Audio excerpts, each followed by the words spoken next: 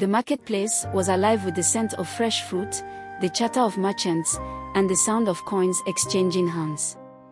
Women balanced woven baskets on their heads, their colorful garments swaying as they walked. The blacksmith's hammer rang against iron, shaping tools for farmers. The air was thick with spice and smoke from sizzling meat roasting over open fires. Obodil walked with confidence, his golden robe embroidered with intricate patterns, trailing behind him. Every step he took exuded authority, his sandals barely making a sound against the dust-covered ground. He carried himself like a king, his fingers adorned with gold rings, each one a symbol of his wealth. He smirked as traders bowed in respect. He was powerful, and he knew it. Ahead, near the village well, sat an elderly beggar. His skin was like cracked earth, his hands frail, trembling as he reached out to passers-by. His eyes, deep and knowing, locked onto Obodil. The contrast was undeniable, wealth and excess towering over frailty and despair. His presence was unnoticed by most, as though he were part of the very dust that swirled in the air. The sun was setting, casting long golden shadows across the square. A wind picked up, swirling dust around the beggar's feet. Some villagers glanced at him with pity, others with disdain. But no one stopped. As Obodil approached, the beggar raised his hand slightly, his voice no louder than the whispering wind. His fingers were bony, his nails cracked, as though time had stolen every ounce of strength from his body. "Please, sir, just a morsel of food. I have not eaten in days. Even a crumb will do." The marketplace was alive with the scent of fresh fruit, the chatter of merchants, and the sound of coins exchanging hands.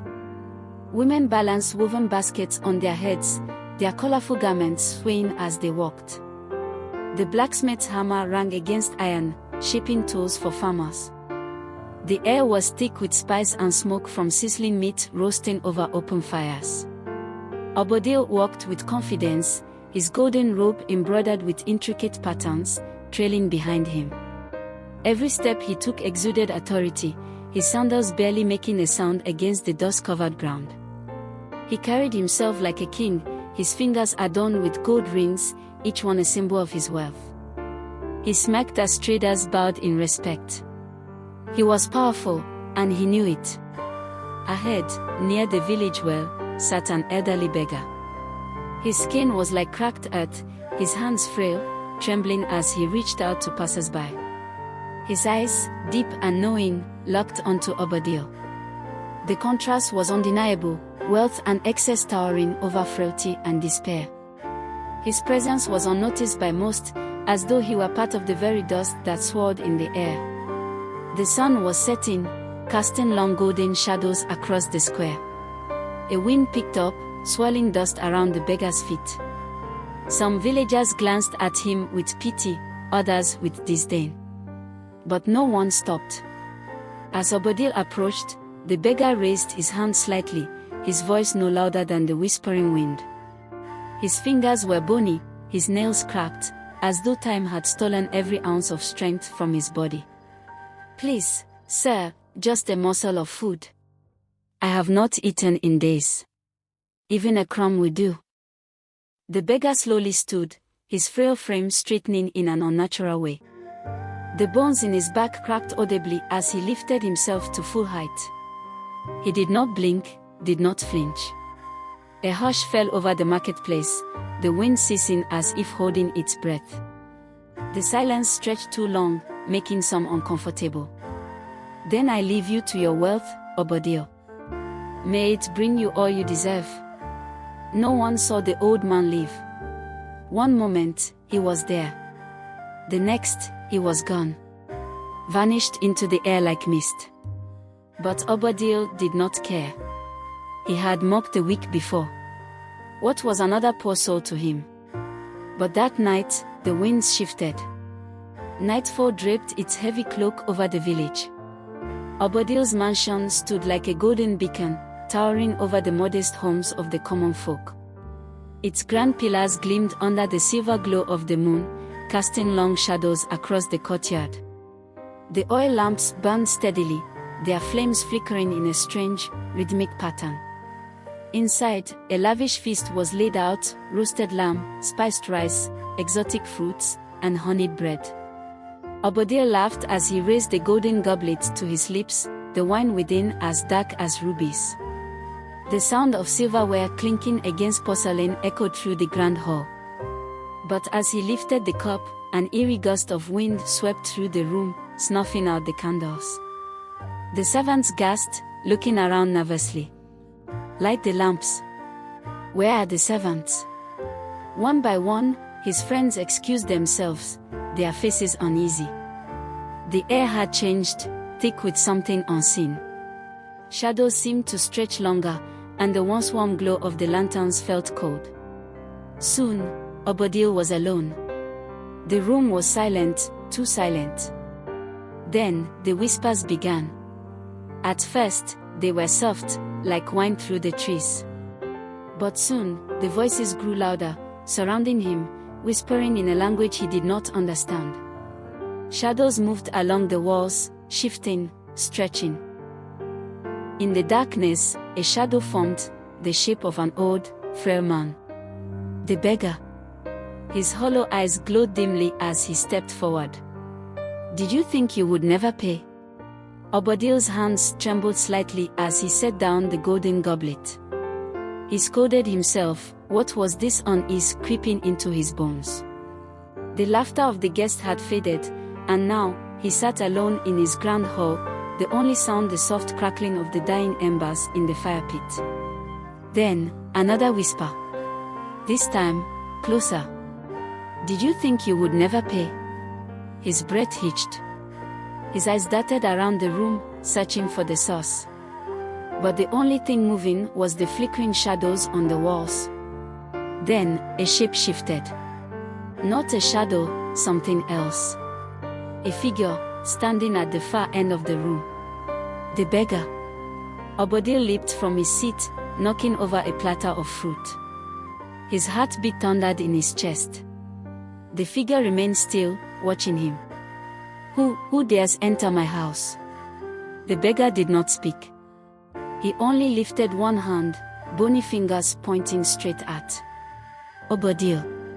The fire in the hall flickered violently, then went out. Darkness swallowed the room. Obadiah awoke in his bed, drenched in sweat.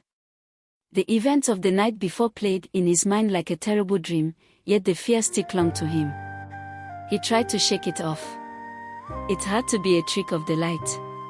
He was Obadiah, no force, mortal or divine, could bring him down. But the gods had already decided his fate. When he stepped outside his chambers, the first thing he noticed was the silence. His usually bustling estate was eerily quiet. The air was stale. Even the birds that nested in the palace courtyard had gone. Then he saw his servants. They stood in the hall, whispering among themselves. Their eyes darted toward him, then away, as though afraid. "Why do you whisper? What is happening?" One of the servants, his head lowered, finally spoke. "My lord, the crops. The fields. The river." Obadiah's stomach clenched. He strode past them, heading toward his estate's gates. He would see for himself. What he found sent ice through his veins. The river, once full of clear, flowing water, had turned black. Thick, motionless, lifeless. The lush fields surrounding his estate had withered overnight, the crops curling into shriveled husks. The beggar's words came back to him: a man's wealth is like the river, full today, dry tomorrow. Fear gripped him. He turned back to his palace, but something else caught his eye. His treasury doors, wide open. Obadiah stormed through the palace halls, his breath ragged.